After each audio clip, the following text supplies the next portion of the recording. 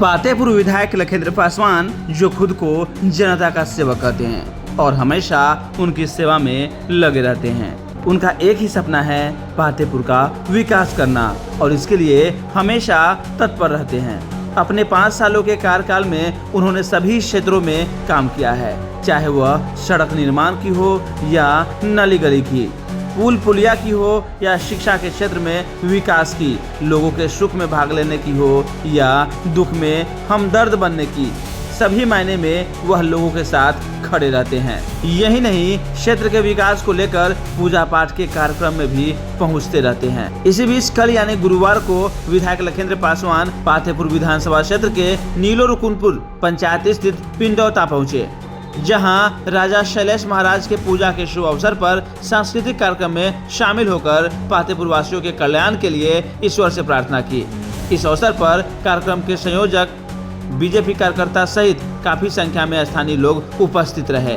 तो ऐसे तमाम खबरों के लिए बने रहे हमारे साथ, बने रहे बिहार की बात के साथ संवाददाता जलज कुमार। कि हम सब कुछ करेंगे, विदेशिया का नाच ठीक है हम देखेंगे, कलाकारों को कला का प्रदर्शन को हम लोग देखेंगे, लेकिन अपने बच्चों को पढ़ाई लिखाई में कभी कोई समझौता नहीं करेंगे। इस बात को भी प्रण लेने की आवश्यकता है। अब आप गरीबी नहीं बता सकते हैं जो हम गरीब है तो हम पढ़ाई नहीं करेंगे। आज से 30 साल 40 साल पहले गरीबी थी, बहाना बनाकर, गरीबी के बहाना बनाकर अपने बच्चे अपने भाई नहीं पढ़ पाते थे, लेकिन आज वह गरीबी नहीं है।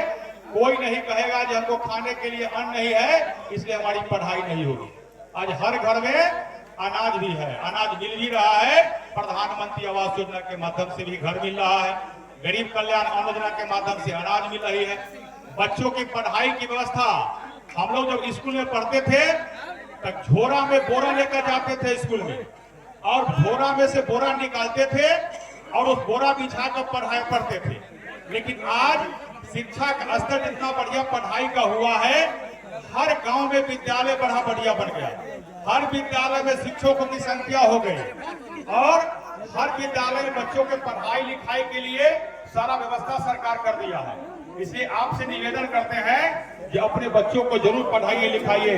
हमारा भाई जब पढ़ेगा लिखेगा, नौजवान साथी पढ़े लिखेगा तो उसको अधिकार का जानकारी होगा, और जब अधिकार का आपका जानकारी होगा तो आपके अधिकार के साथ खिलवाड़ कोई नहीं करेगा, आपके अधिकार के साथ कोई छीनछाड़ नहीं करेगा। जब आप पढ़ोगे लिखोगे तो हमारे जैसा कितना लखेंद्र पासवान इसी में से बनकर तैयार होगा। मैं आप सबसे निवेदन करने आया हूँ।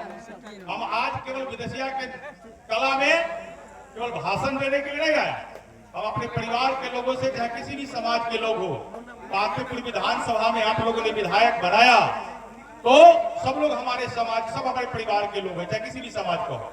तो बच्चों को पढ़ाई लिखाई कराना उतना ही आवश्यकता है। अपने जीवन में बच्चों को पढ़ाई लिखाई नहीं हो तो एक पशु के समान जिंदगी हो जाती है। इसलिए हर व्यक्ति आज प्रण लीजिए राजा शैलेश महाराज के पूजा के शुभ अवसर पर ये अपने बच्चों को जरूर पढ़ाई लिखाएंगे। और सामने 25 का चुनाव है, आप लोगों ने ही विधायक लखेंद्र पासवान को बनाया है, लेकिन 5 साल के अंदर कोई कह नहीं सकता है। सरकार ने हमें भी पटना में आलीशान मकान दिया सुविधा रहने के लिए, भोग करने के लिए, लेकिन लखेंद्र पासवान ने कभी पटना में रहकर भोग करने का काम नहीं किया। 5 साल लगातार आपका सेवा करने का मैं काम किया हूं और जहां भी खोजे हो मैं खड़ा दिखाई दिया हूं, इसमें कोई शक नहीं है। अपने बीच में भी बहुत लोग आवेंगे और केवल समाज को बरगलाने का काम करेंगे। आज तो आपको 1100 रुपया वृद्धा पेंशन ही बहुत लोग को हो गया है, मालूम है ना?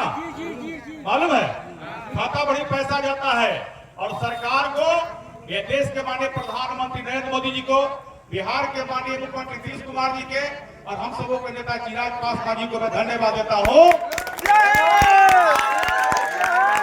इसलिए मैं धन्यवाद देता हूँ, ये एनडीए के नेता हमारे हैं, चाहे नरेंद्र मोदी जी हो, चाहे नीतीश कुमार जी हो, चाहे चिराग पासवान जी हो, चाहे उपेंद्र कुशवाहा जी हो, चाहे जीतन राम मांझी जी हो, ये सब हमारे नेता हैं। और इन नेताओं ने आप 125 यूनिट बिजली भी फ्री बिहार में करने का काम किया है कि नहीं किया है? जब बिजली फ्री हो गया और लाइन की व्यवस्था हो गई, जनरेटर पर है कि बिजली पर है?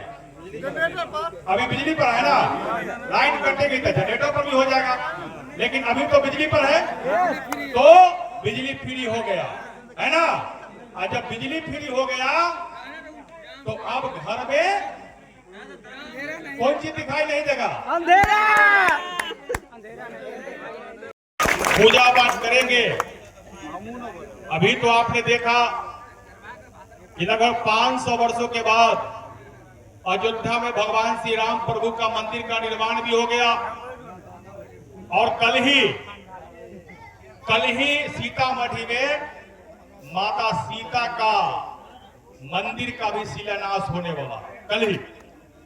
और देश के माननीय गृह मंत्री अमित शाह जी, बिहार के माननीय मुख्यमंत्री नीतीश कुमार जी, कल ही माता सीता का मंदिर का 850 करोड़ रुपया की लागत से 50 एकड़ में वो मंदिर का शिलान्यास कल होगा। और जिस प्रकार अयोध्या में प्रभु श्री राम का मंदिर बना है, उसी प्रकार सीतामढ़ी में भी भव्य दिव्य अलौकिक सीता माता का भी मंदिर बनेगा। क्योंकि मानना है जो लोग भी प्रभु राम से अयोध्या में मिलने आएंगे, जैसे हम लोग बाबा धाम जाते हैं ना, कितना लोग जाते हैं बाबा धाम? हाँ बताइए, जाते हैं। तो बाबा धाम जाते हैं, तो वहां से बाद हम लोग बासुकीनाथ धाम जाते हैं कि नहीं जाते? बासुकीनाथ धाम जाते हैं। तो संयोग से जहां राजा सलेश महाराज जी का जन्म हुआ, उस जन्मस्थली पर मैं गया हूं। आप सब भी जाइए। नेपाल के तराइन में लगभग कहता है 1400 बीघा में उनका पूरा राजघाट था, और वहां के माध्यम से पूरे लोग को कल्याण करना।